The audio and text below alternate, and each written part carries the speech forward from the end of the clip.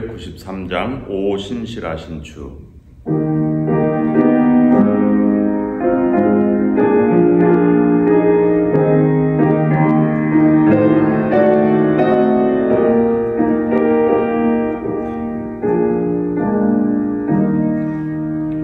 오 신실하신 주 내 아버지여, 늘 함께 계신 이들여 먹네.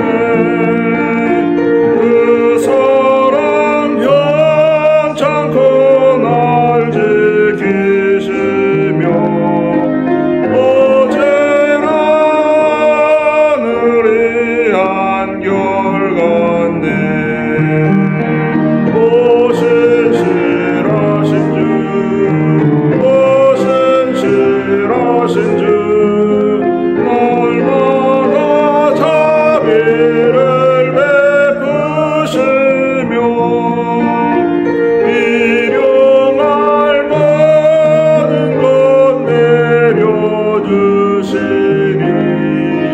오 신실하신 주, 나의 구주.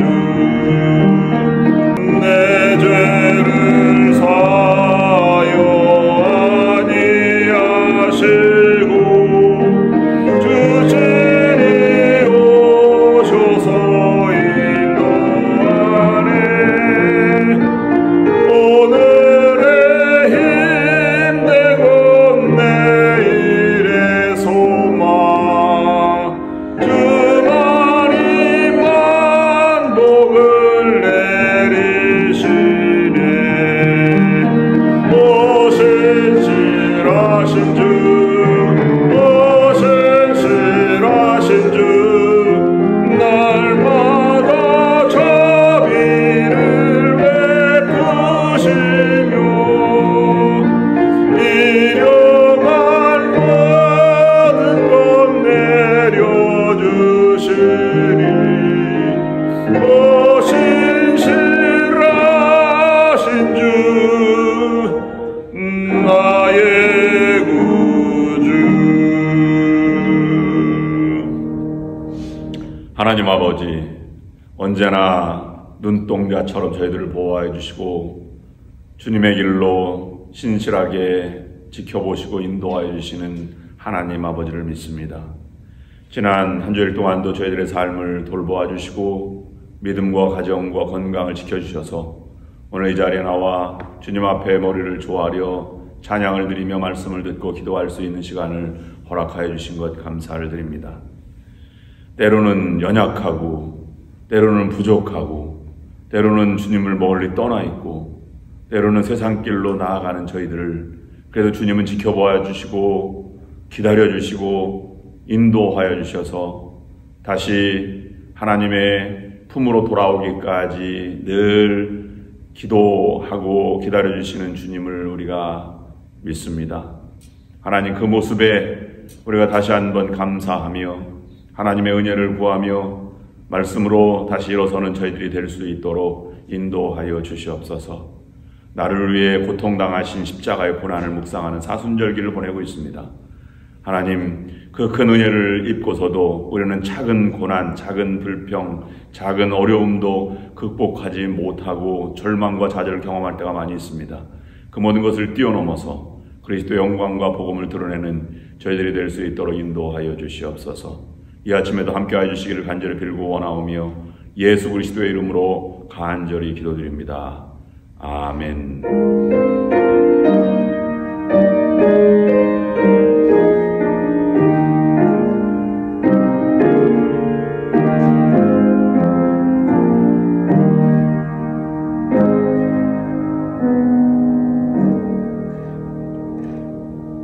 오늘 성경 말씀은 고린도전서 14장 33절 후반절부터 40절까지 있는 말씀 보시겠습니다. 고린도전서 14장 33절 후반절부터 40절까지 있는 말씀 제가 받들어 봉독해 올립니다. 모든 성도가 교회에서 함과 같이 여자는 교회에서 잠잠하라. 그들에게는 말하는 것을 허락함이 없나니 율법에 이른 것 같이 오직 복종할 것이요 만일 무엇을 배우려거든 집에서 자기 남편에게 물을지니 여자가 교회에서 말하는 것은 부끄러운 것이라. 하나님의 말씀이 너희로부터 난 것이냐 또는 너희에게만 임한 것이냐. 만일 누구든지 자기를 선지자나 혹은 신령한 자로 생각하거든 내가 너희에게 편지하는 이 글이 주의 명령인 줄 알라. 만일 누구든지 알지 못하면 그는 알지 못한 자니라. 그런즉 내 형제들아 예언하기를 사모하며 방언 말하기를 금하지 말라. 모든 것을 품위 있게 하고 질서 있게 하라. 아멘. 오늘 사도 바울은 고린도 교회 교인들에게 34절 말씀에 여자는 교회에서 잠잠하라 이 말씀을 전하고 40절 말씀에서는 모든 것을 품위 있게 하라 그리고 질서를 따르라 이렇게 두 가지로 말씀하고 있습니다. 고린도전서 14장 34절 말씀 때문에 기독교의 흑역사가 시작되었다고 보는 교회 학자들이 있습니다. 가장 난해한 성경 구절 중에 하나입니다. 여자는 교회에서 잠잠하라 라는 말씀 때문입니다. 이 구절 하나 때문에 모든 교단의 여자 목사 안수 문제라든지 아니면 여자 장로 문제가 걸림돌이 되어서 아직도 서든 베프티스트에서는 여자 장로, 여자 목사 안수를 허용하지 않고 있습니다. 교회 안에서 말하는 것을 허락한 적이 없다 이렇게 또 말씀하고 있습니다.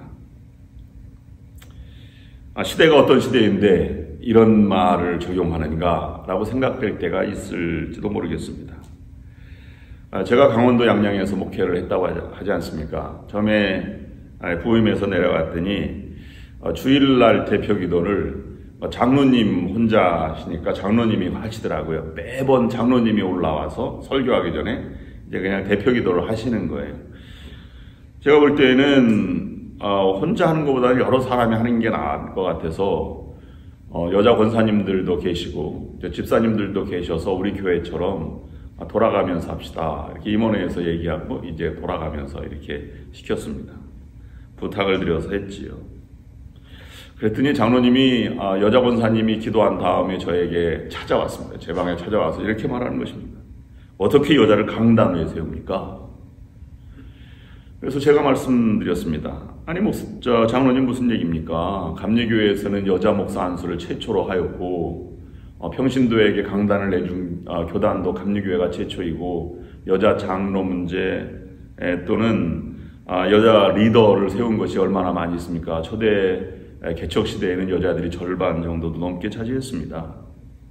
장로님 시대 뒤떨어진 소리 하지 마시고 정신 좀 차리세요 이렇게 얘기했습니다.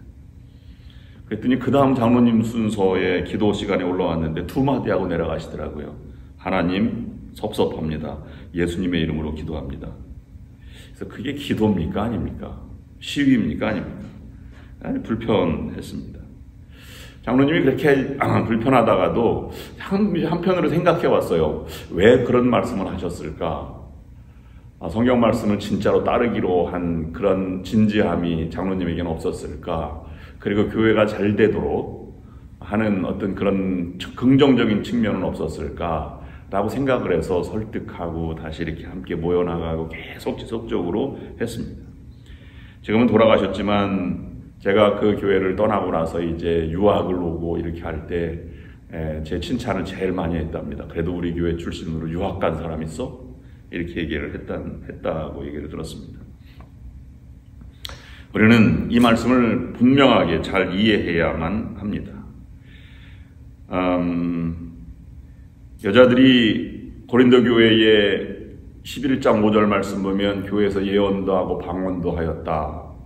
사도 바울이 2차 전도 여행에 돌아올 때 빌립에 대해 딸들이 예언을 하였다라고 하는 것도 보면 여자들이 은사를 많이 받는 것은 예나 지금이나 동일한 것입니다. 그런데 사도 바울이 그런 것을 금하지 말라, 금하라 이렇게 말하는 것이 아닙니다. 오늘도 교회 안에서 말하는 것을 예외하고 방언하고 예언하는 것을 금하지 말라라고 말하는 것을 보면 은사 활용을 잘 하되 그 이외의 것들을 조심하라라고 말하는 것으로 들어볼 수 있습니다. 교회에서 말하는 것, 빨래터에서 소문이 난다고 교회에서도 몇몇 그런 사람들 때문에 이야기가 이렇게 회자되는 것을 사도 바울이 염려한 듯 합니다. 우리말로는 뒷담화를 한다, 또는 영어로는 빅 마우스, 또는 교회 용어로는 talking나 talking이라고 하는 것 때문에 본질이 아닌 것이 돌아다니는 것을 금하는, 그래서 가급적이면 잠잠하라 라는 말을 전하고 있는 것입니다.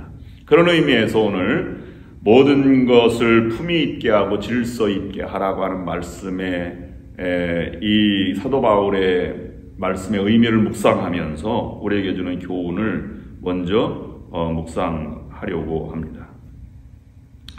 첫 번째로는 품위를 지키는 것이 중요한데요. 말씀에 절제에 있는 예배가 삶으로 연결된 것, 그러므로 품격을 지키고 질서를 따르는 것이 성도들의 자세가 되어야 한다고 말하는 것입니다.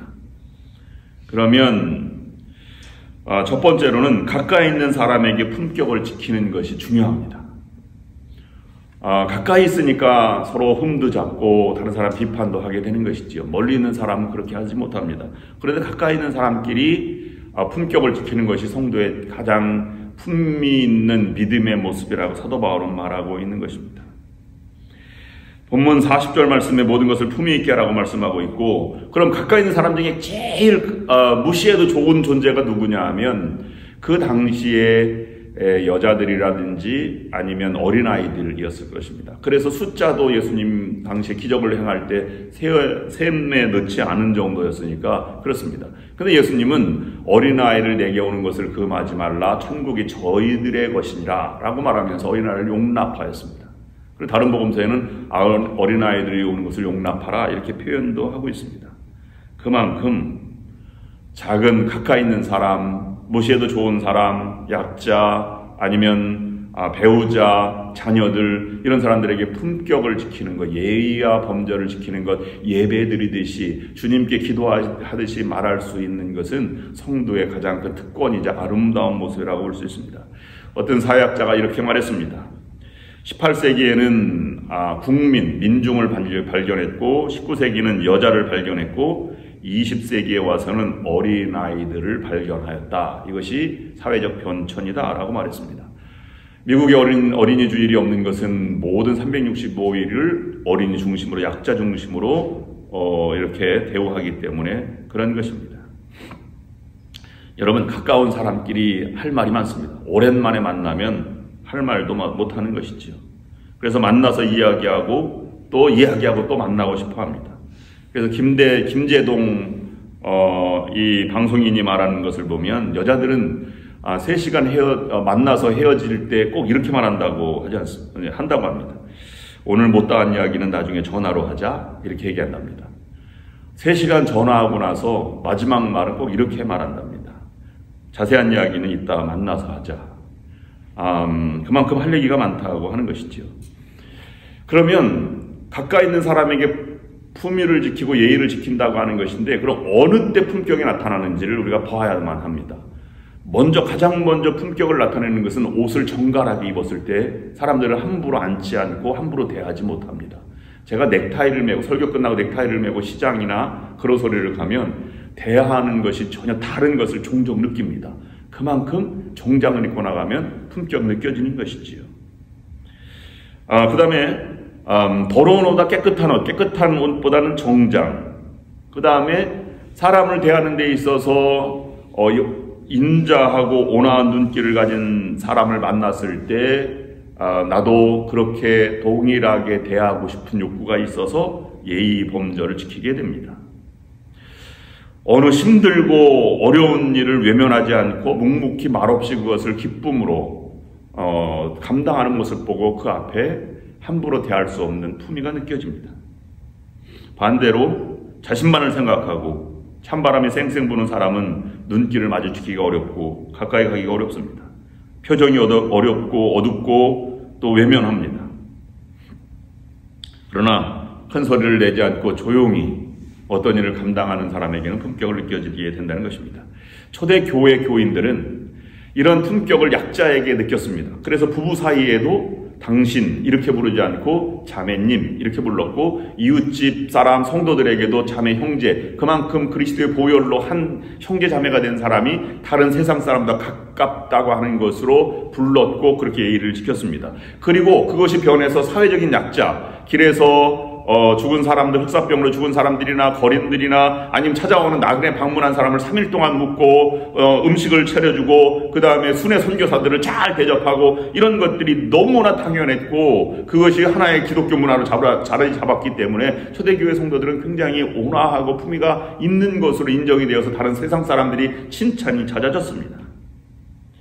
그런 측면으로 보면 기독교 문화가 세상을 점령해 나가는 것이고 그렇게 나간 것인데, 오늘 사도 바울이 고린도 교회를 보니까 이런 모습은 약화되었다는 것을 바라보면서 그러지 말고 품격을 지키고 높은 가치를 향해서 나아가라. 그래서 이웃을 향해서, 연약한 자를 위해서, 그 다음에 교회 공동체를 위해서 바른 정신 바른 믿음으로 나아가라고 권면하고 있는 것입니다.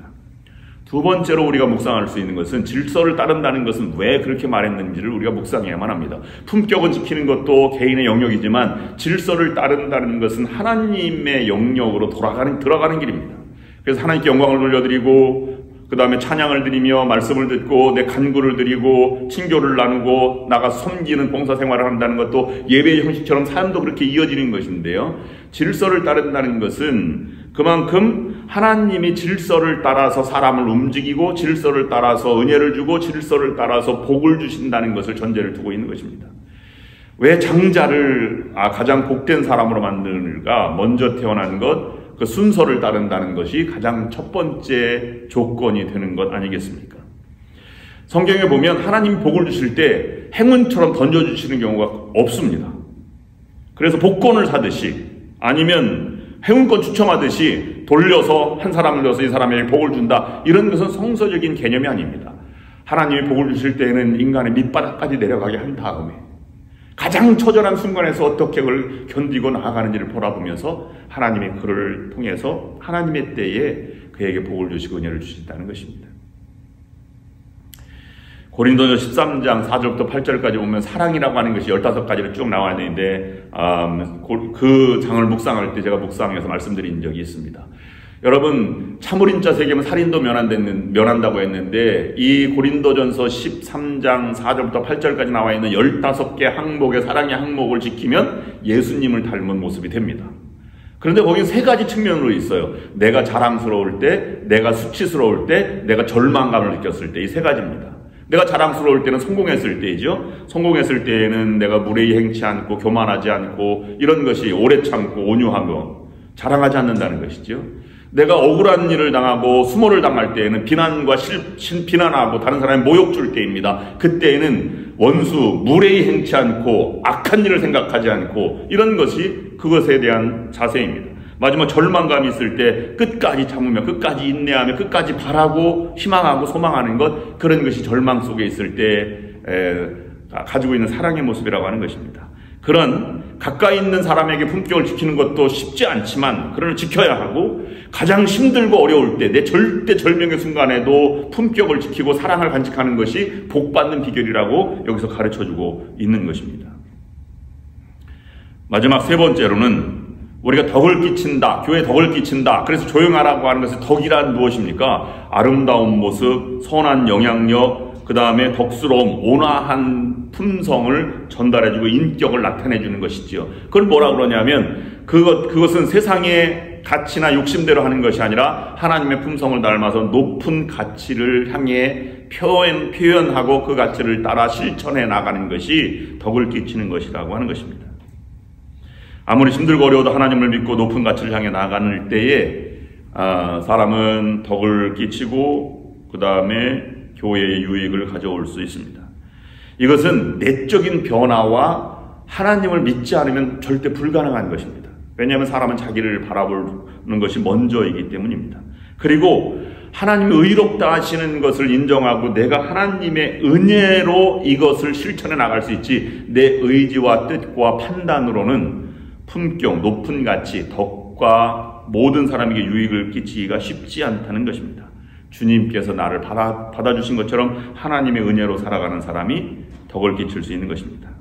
그러므로 우리는 오늘 아름다운 구절, 모든 것을 품위 있게 하고 질서 있게 하라고 하는 말씀은 그 당시에 모든 사람에게 주는 이 교훈이지만, 여자는 교회에서 잠잠하라 라고 하는 것이 고린도 교회에 특성화된 말씀을 주셨다면, 모든 사람을 품위 있게 대하고 질서 있게 하라고 하는 것은 우리 오늘날 우리에게 주어진 신앙의 자세입니다.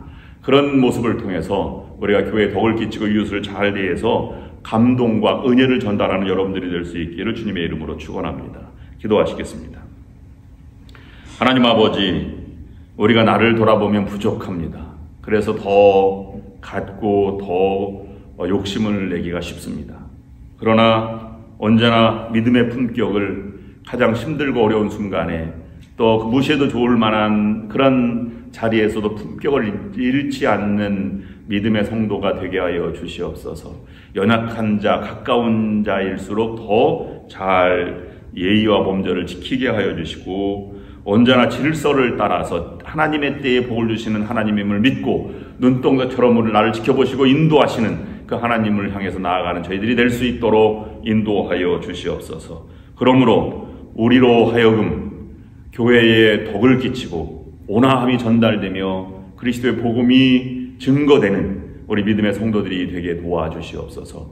오늘 하루를 하나님 축복하여 주시고, 말씀을 따라 살아가는 모든 성도들, 그리고 내일 거룩한 주일을 준비하는 모든 성도들 위해 한없는 은혜와 축복을 허락하여 주시옵소서. 예수 그리스도의 이름으로 간절히 기도드립니다. 아멘. 이제는 우리 주 예수 그리스도의 은혜와 하나님 아버지의 극진하신 사랑하심과 성령의 역사인도 교통하심이 오늘 말씀을 들고 나아가는 모든 성도들 위해와 저들의 가정 하는 모든 일 위해, 그리고 좋은 연합감리교회 위해 지금부터 영원토록 함께하옵시기를 간절히 축원하옵나이다. 아멘.